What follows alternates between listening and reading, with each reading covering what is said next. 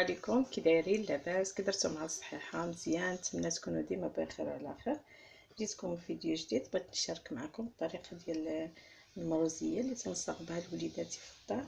عندنا اللحم، جيت الرجيلات، عندي واحد البصله حكيتها، عندي الابزار، عندي 3 ضروريصات ديال الثومه، عندي الملون، الملحه، سكينجبير، الابزار، القرفه، وعندي شويه د المروزيه مع زرعه القزبر. المهم هادشي اللي تندير، المروزيه اللي تنصاوب في داري، ونتمنى تعجبكم.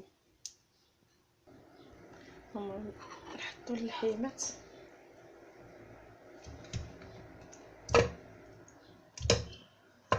المهم انا كنهرس لها الجهد مع المروزيه، كنديرها الصراحه نيشان، ما كنديرش البصله، ولكن بالنسبه للوليدات مجهده مع اللحم مازال جديد. المهم انا غنهرسها بشويه ديال البصله.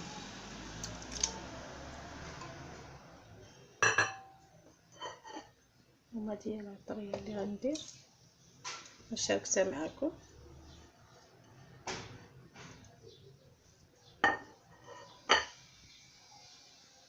ندير واحد شويه ديال الماء، غنص كاس،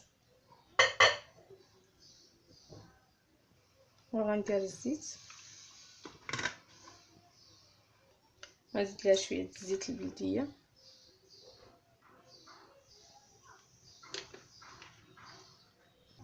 غنحطها تقلى شويه على ما تنزلي لي شويه البصله وتقبت اللون ديالها، ومعاد نزيدها شويه ديال الزبيب لان اللحم راه خلاص كيطيب فيه ساهل. المهم انا غندير لها الزبيب الحمر،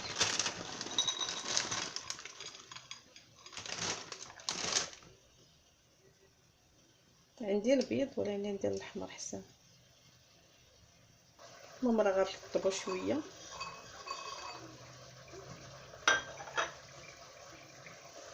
نرطبو بواحد شويه ديال الماء. المهم راني شديتها ونصبتها نيشان، يعني راه خصها تبات ليله كامله، ولكن بالنسبه دابا راني باغيه نطيبها لوليداتي، غادي نصبتها نيشان. هاد تقلات لي البصله مع الزيت. المهم غندير واحد 3 ديال الكيسان ديال العنبه ديال الماء ونصب عليها. المريقه اللي شاركت معكم ونتمنى تعجبكم، كتجي خاتمه. الى فيديو واحد اخر ان شاء الله. المريقه كتجي خاتره وما كضرش الوليدات، يعني راني هرستها بالبصله شويه، كتجي مروزيه كتجي زوينه، ونتمنى تعجبكم.